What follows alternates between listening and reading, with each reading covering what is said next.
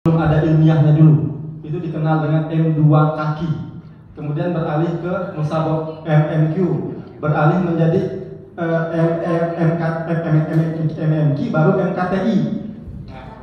Sekarang MKTIQ, Pak ya. Nah, itu prosesnya berarti dari yang tidak ilmiah, ya sekedar opini. MMQ sebenarnya makalah ilmiah populer. Nah, kemudian sudah menjadi MKTI berarti yang harus by research sebenarnya. Ada library research, ada yang field research. Nah, yang dalam konteks-konteks itu bisa keduanya. Tapi tadi dari makalah-makalah yang ada, saya kira belum menyentuh nilai-nilai itu, belum secara total.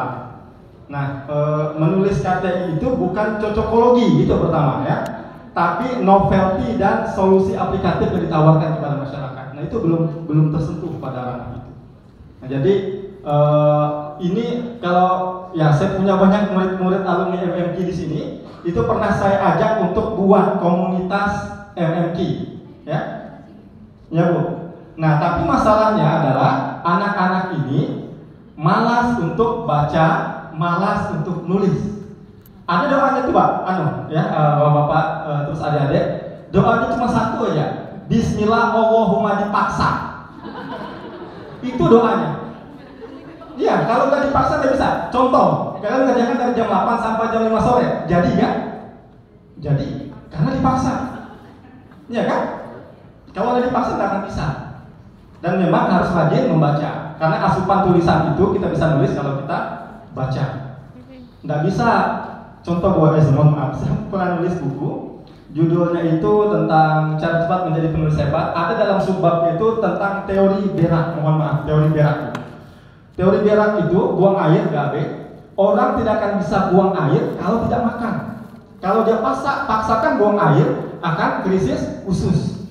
Begitu juga orang mau menulis, kalau tidak dipaksa, kalau dia tidak diisi dengan asupan bacaan, akan krisis otak. Mungkin bisa gila kali ya, gitu kan? Memikirkan karena buntu. Makanya orang writer's block itu buntu karena memang tidak pernah baca. Kalau saya tanya tadi peserta itu, ada nggak setiap hari itu baca jurnal saja satu? Kebanyakan baca apa? Baca status di WA, terus baca scroll. Coba kalau scroll itu habiskan waktu berapa jam? Berjam-jam. Itu kalau nulis bisa menghasilkan karya kan? Nah itu maksudnya itu yang harus saya rencana sama Bu Esa dan teman-teman mau buat itu, mau ngasih rekomendasi ke LPDG Profesi untuk buat wadah itu. Kalau kaligrafi kita sudah banyak anggotanya Bapak Ibu. Dia punya lembaga sendiri. Kalau di KTT itu ada sudah sanggar kaligrafi, ya kan? Nah, di Bulungan saya kurang paham. Nah, tapi MMQ juga bisa melahirkan penulis-penulis yang memang sudah, kalau terus terang hasil karya yang tahun ini lebih buruk dari tahun kemarin. Kalau saya mau belak-belakan, lebih buruk dari tahun kemarin, Bu.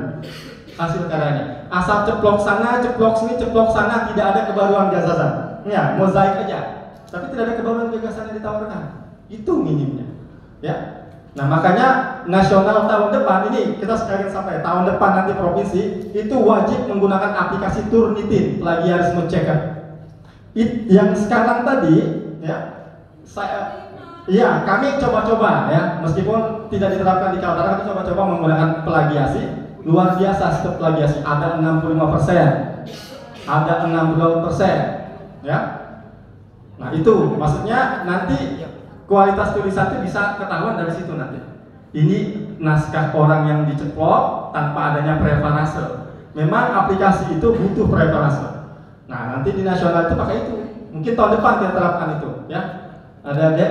Jadi makanya kita ada buat berita acara untuk memberikan ke provinsi untuk tahun depan kita galakan untuk kliniknya.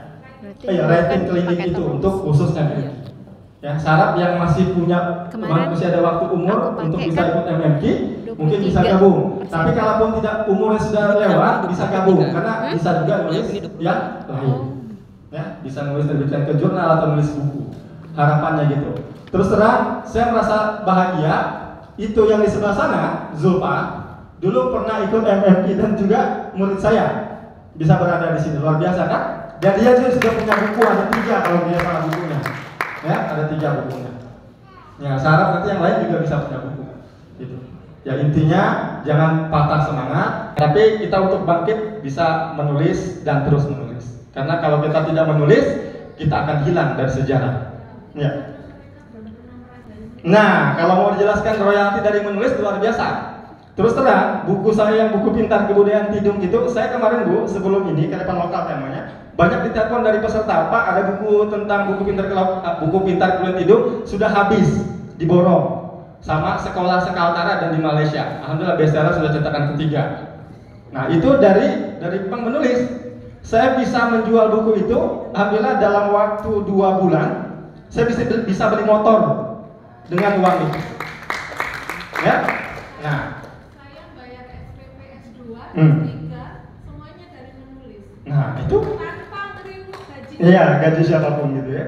Masya Allah. Jadi tidak ada bahasa pemiskin miskin. Kalau kalian lihat Andrea Hirata dan yang lain-lain, mereka kaya dari uang royaltinya. Ya, intinya menulis. Karena menulis itu bisa menjadi passive income yang memang bisa menjadi pemasukan buat kita. Mungkin yang lain